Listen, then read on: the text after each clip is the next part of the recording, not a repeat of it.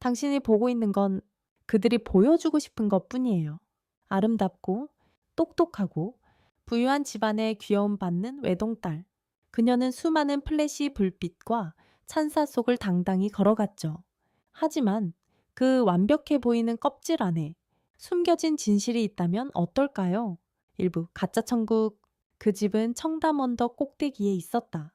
아침이면 커피 머신 소리와 흰 장미 향이 비단 커튼 사이로 스며드는 곳.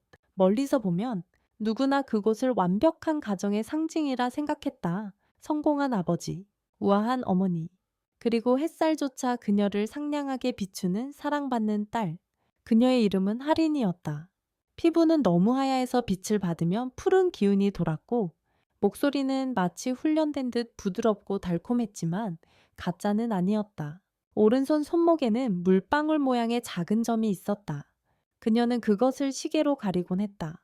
마치 그 점 하나가 자신이 그려온 완벽한 그림을 더럽히는 것처럼 부모는 늘 말했다.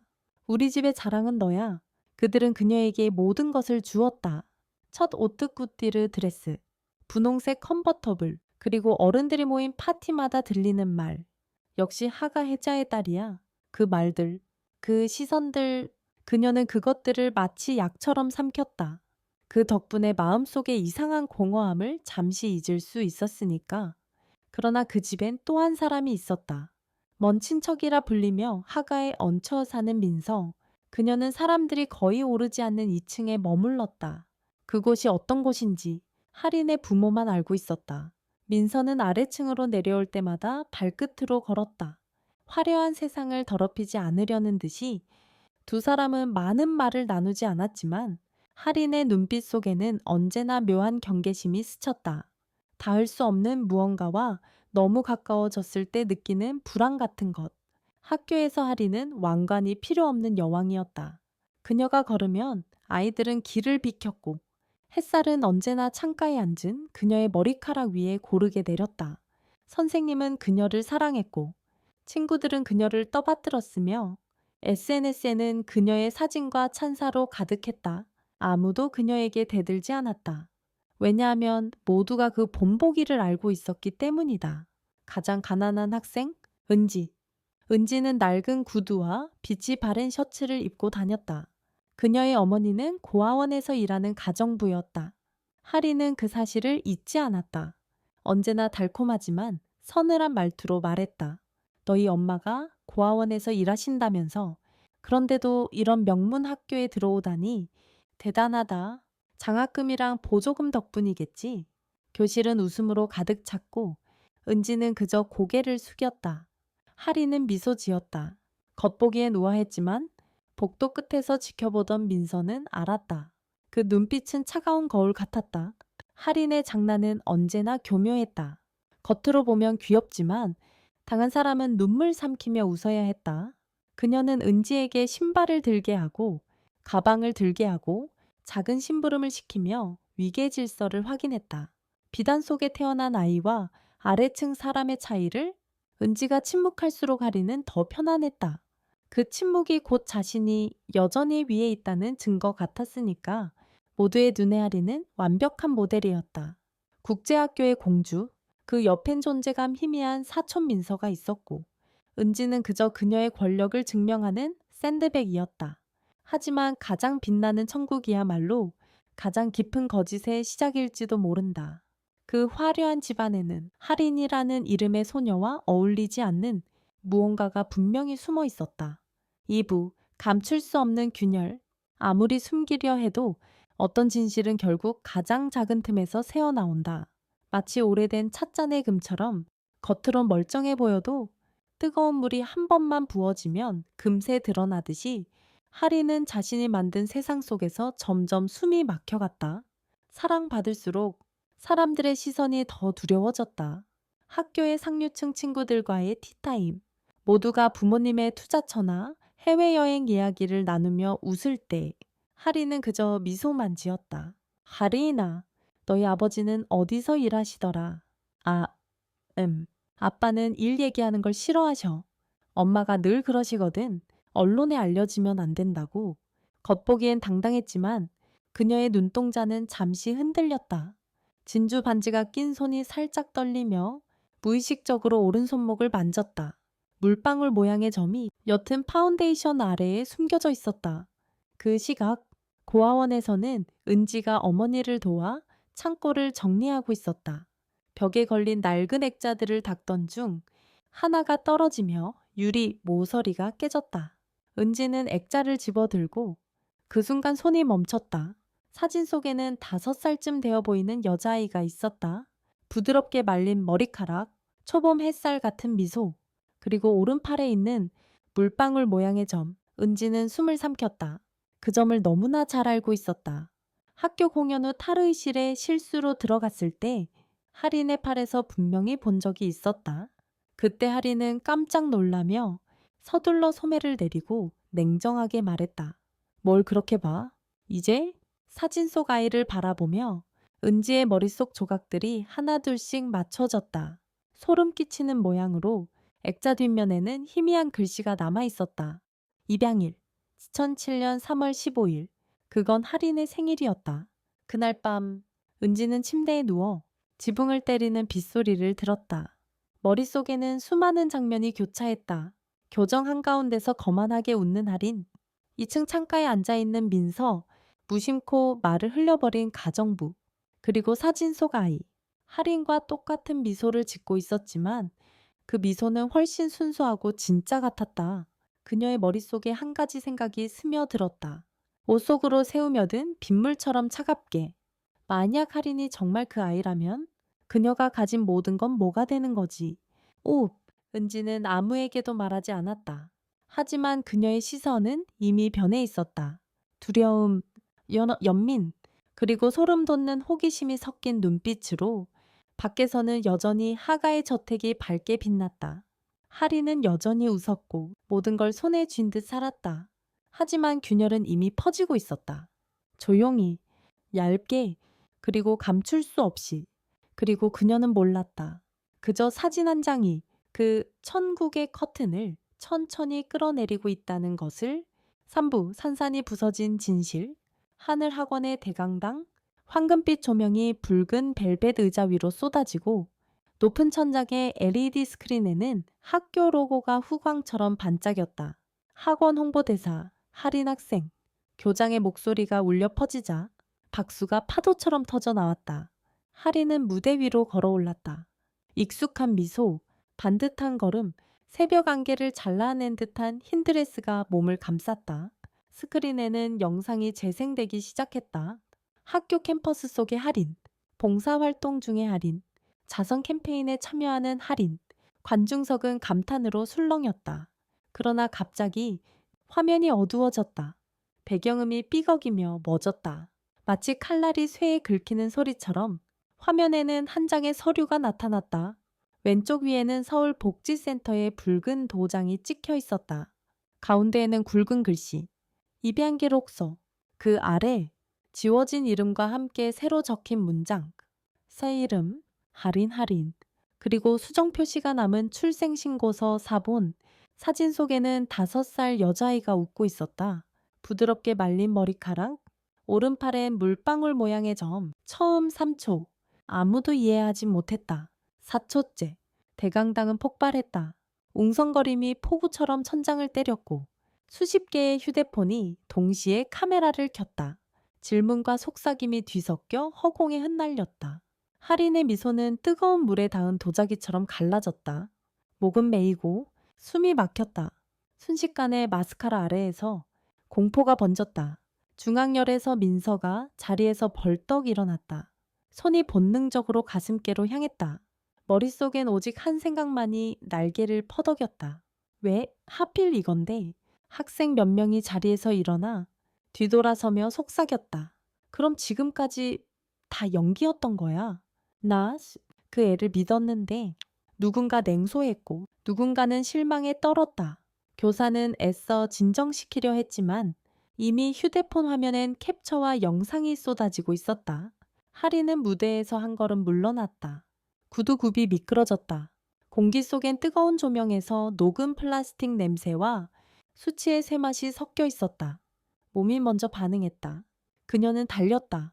복도를 가르며 수많은 시선을 헤치고 모퉁이를 돌자마자 은지와 세게 부딪혔다. 은지의 천 가방이 터지며 바닥에 흩어졌다. 검은색 USB, 복지센터 서류 복사본, 깨진 액자 사진 모두 흩어져 버렸다. 짧은 정적, 할인이 몸을 숙여 종이 한 장을 집었다. 입양일, 2007년 3월 15일. 그녀의 입에서 갈라진 목소리가 새어나왔다.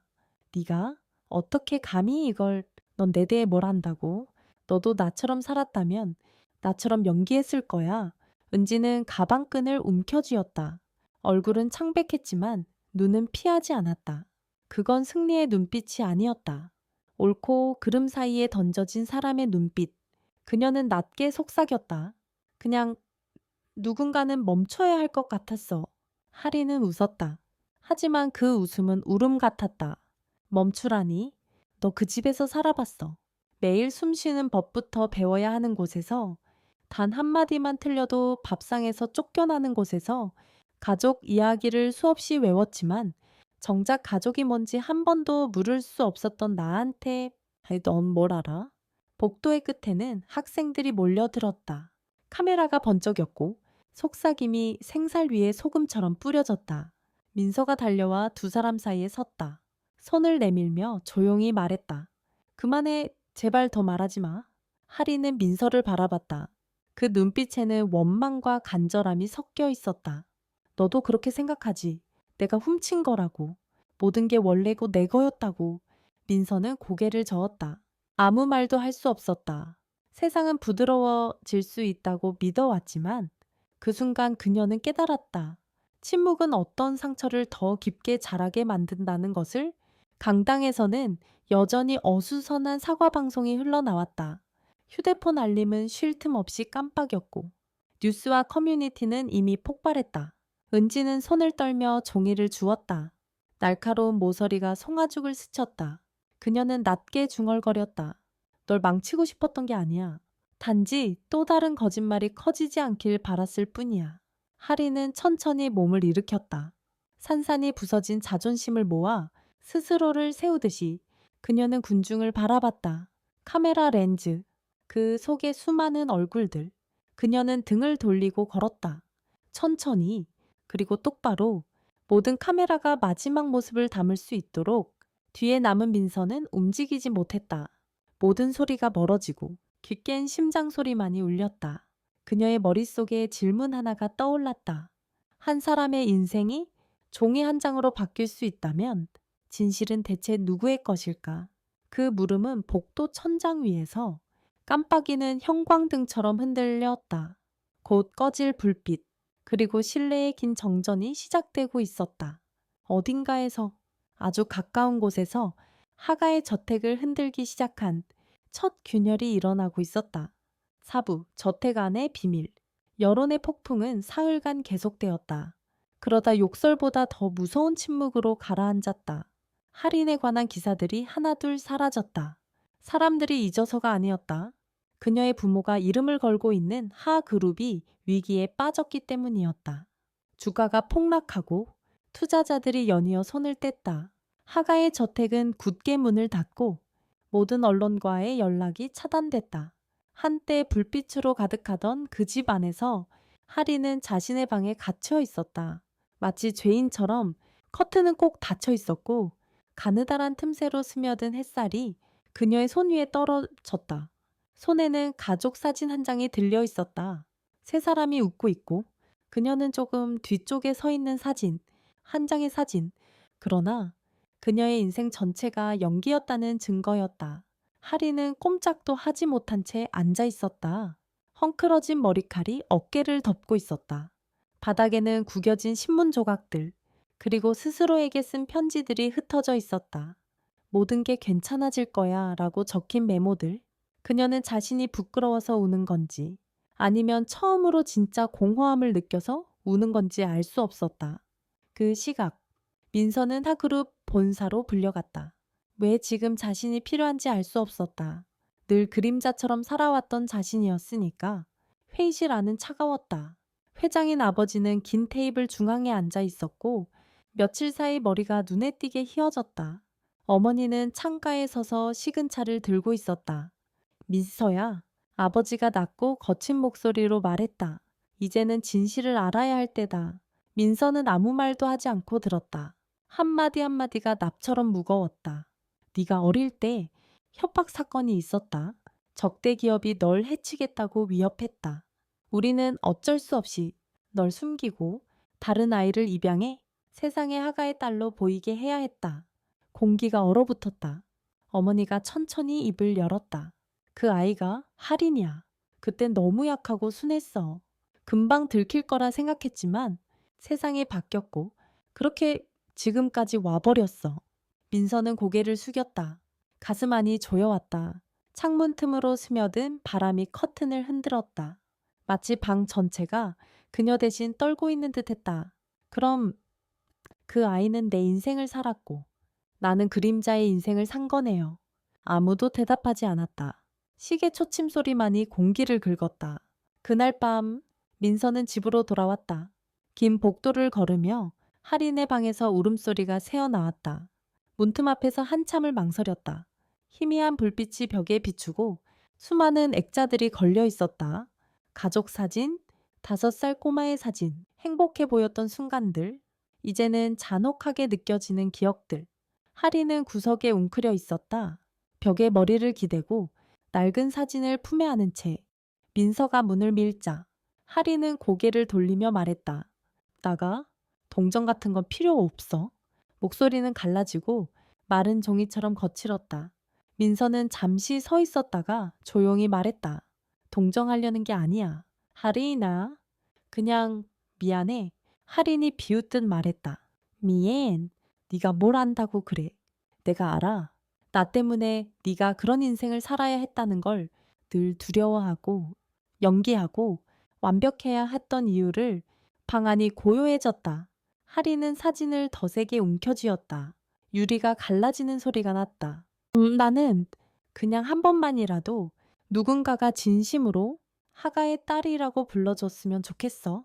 민서는 조심스럽게 다가갔다. 한 걸음 한 걸음마다 폭발할 듯한 긴장. 그녀는 할인 옆에 앉았다. 숨결만큼 낮은 목소리로 말했다. 할인아, 난 정말 너를 존경해. 할인의 눈이 커졌다. 민서는 그대로 이어갔다. 넌 강해? 자신감 있고 자신이 원하는 걸 분명히 알아. 사람들은 너를 기억해.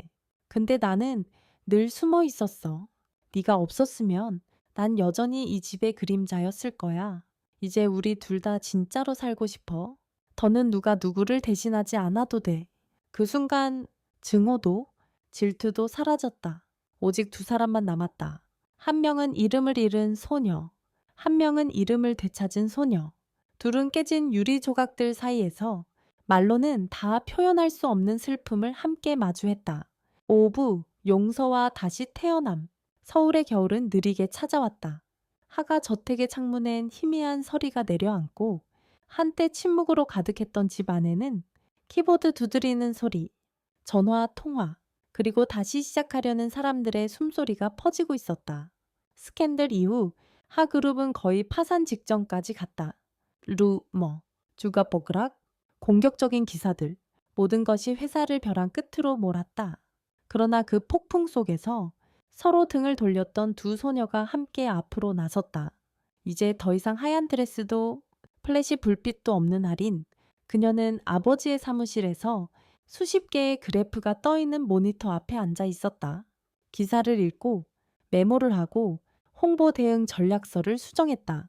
프레젠테이션 자리에서 그녀의 목소리는 낮고 단단했다. 도망치지 말고 정면으로 맞서야 합니다. 재무제표를 공개하고 기자들을 초대해서 시스템 오류에 대해 솔직하게 말할 겁니다. 사람들이 신뢰를 잃는 이유는 실수가 아니라 침묵이에요. 그녀의 아버지는 딸을 바라보았다. 그 눈빛에는 이전엔 없던 존경이 담겨 있었다. 한때는 그저 화장하고 웃는 아이로만 알았던 딸이 지금은 회사를 지탱하고 있었다. 그 시각, 민서는 밤낮으로 자료를 검토했다. 치밀한 분석 끝에 그녀는 과거의 경쟁사가 조작한 비밀 거래 흔적을 찾아냈다. 차분한 목소리로 보고서를 설명하며 증거와 수치를 하나씩 내밀었다. 부모는 말을 잃었다. 오랜 세월 딸을 세상 밖으로부터 숨겨두며 그녀의 안에 흐르는 용기와 지성을 잊고 있었던 것이다. 한편 진실을 세상에 드러냈던 은지는 멀리서 조용히 지켜보고 있었다. 인터뷰, 영상, 할인이 과거를 받아들이겠다고 말하는 모습, 그리고 두 소녀가 함께 있는 장면을 보며 그녀는 마음 한켠이 따뜻해졌다. 어느 겨울 아침, 하늘학원 정문 앞, 할인과 민서가 기자회견을 준비하고 있을 때 은지가 다가왔다. 손에는 봉투가 쥐어져 있었다. 할인은 그녀를 보고 잠시 멈췄다. 둘은 차가운 햇살 속에서 마주 섰다. 은지가 고개를 숙였다. 나는 예전에 진실을 밝히면 다 해결된다고 생각했어. 하지만 진실도 사람을 부술 수 있다는 걸 몰랐어. 미안해. 할인. 할인은 부드럽게 웃었다. 예전에 가짜 미소가 아닌 지친 듯하지만 따뜻한 진짜 미소였다. 네가 없었다면 나는 여전히 거짓 속에서 살았을 거야. 고마워. 은지야. 덕분에 나 자신을 다시 볼 수 있었어. 한 달 후 하그룹의 새로운 시작 기자회견이 열렸다. 조명이 다시 켜지고 카메라가 그녀를 향했다. 하지만 이번엔 할인의 미소에 가면이 없었다. 그녀는 단상에 섰다. 머리카락이 부드럽게 어깨에 흘러내렸고 눈빛은 맑고 평온했다. 그녀의 목소리가 울려 퍼졌다. 제가 가짜라는 사실이 밝혀졌을 때 모두가 끝이라고 생각했어요. 하지만 사실 그건 시작이었어요. 누군가의 인정을 받으려 애썼던 저는 이제 스스로를 인정할 만큼만 진실하게 살고 싶어요. 객석에는 민서와 은지가 나란히 앉아 있었다. 민서는 따뜻하게 미소 지었고 은지는 조용히 고개를 끄덕였다. 카메라가 수백 개의 얼굴을 비추었다. 그 순간 하리는 알았다. 이제 그녀는 가짜 아가씨가 아니라 모든 상처와 균열, 그리고 용기를 품은 진짜 할인이라는 것을 밖에서는 첫눈이 내리고 있었다. 민서는 할인의 어깨에 코트를 덮어주었고 은지는 그 위로 떨어진 작은 눈송이를 손끝으로 털어냈다. 세 사람은 나란히 서 있었다. 누구도 더 높지 않고 누구도 낮지 않았다. 멀리서 햇빛이 투명한 유리창을 통과해 세상을 하얗게 비쳤다. 마치 모든 것이 새로 태어나는 듯이